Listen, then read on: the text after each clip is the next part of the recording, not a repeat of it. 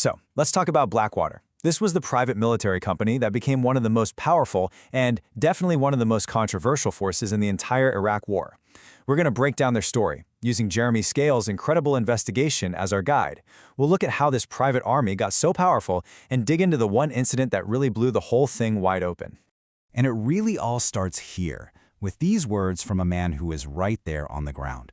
And you have to understand, he wasn't describing a chaotic firefight on some remote battlefield. No, this was his account of a totally normal Sunday afternoon in Baghdad that just suddenly turned into a scene of absolute horror.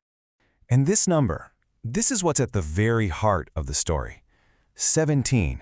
That's how many Iraqi civilians were killed by Blackwater guards on September 16, 2007, an incident that would come to be known as Baghdad's Bloody Sunday. So what on earth happened? Let's try to piece together those chaotic 15 minutes in the Source Square, because this is the single event that dragged this shadow army out of the darkness and into the global spotlight for everyone to see. Okay, so it kicks off just after noon. A heavily armed Blackwater convoy rolls into this super busy square. The first shots were fired at a car being driven by a medical student, Ahmed al-Rubai. His mother, Mahassin, a doctor, was in the car with him. Now, witnesses say they were just trying to get out of the way, but Blackwater opened fire anyway. And from that moment, it just spiraled. It turned into what one officer later called a war, with heavy, sustained fire just tearing through the square. And immediately, right after the shooting stopped, you get two completely different stories. I mean, polar opposites. On one hand, Blackwater's claiming its forces were ambushed, that they were violently attacked, and that they acted heroically. But then you have the U.S. military who got to the scene moments later, and their conclusion was, well, totally different. Their first report said there was no enemy activity involved, and they straight up called it a criminal event. So this just raises a massive question, right? How in the world did a private company get this much power, this much autonomy, in the middle of a war zone?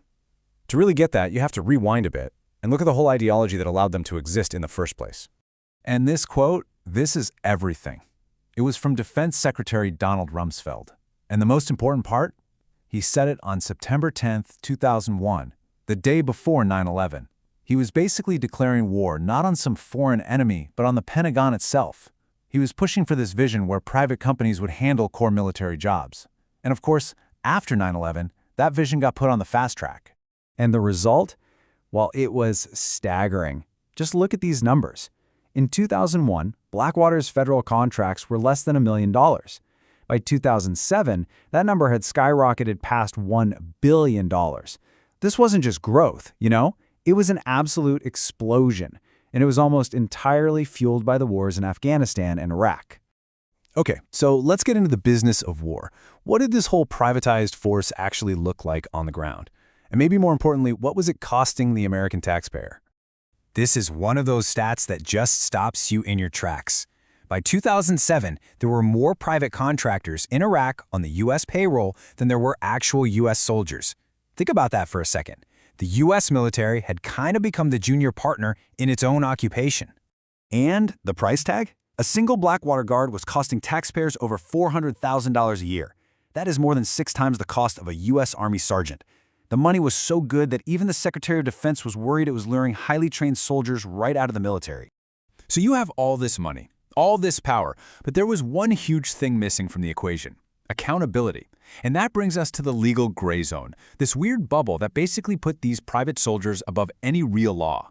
And the key to this whole thing was a piece of paper called Order 17. The U.S. Occupation Authority issued it right before they handed sovereignty back to Iraq.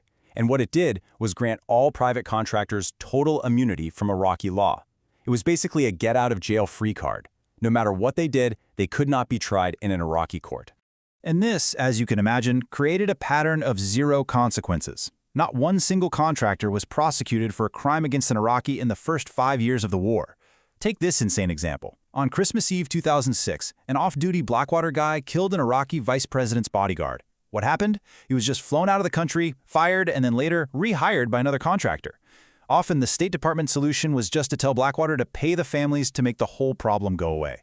It all got summed up in this unofficial motto that was reportedly common among contractors: what happens here today stays here today.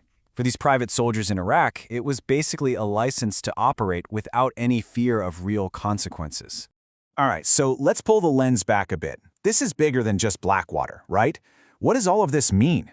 What are the bigger systemic consequences when a country starts outsourcing its own national security? Well, the source material we're drawing from here makes a really provocative argument. It suggests that having these private forces, it just makes war easier. It's easier to start them, and it's easier to keep them going. I mean, when you can rent an army instead of calling on your own citizens to fight, it removes a major check on political power, and it can make it way easier to pursue wars that might be unpopular at home. And that really leaves us with this final, massive question. For centuries, the modern nation-state has been defined by one thing above all else: having a monopoly on the legitimate use of violence. So what does it mean for all of us when that monopoly is sold off to the highest bidder? The long-term consequences of that, for democracy, for accountability, for the very nature of war, we're still figuring that out.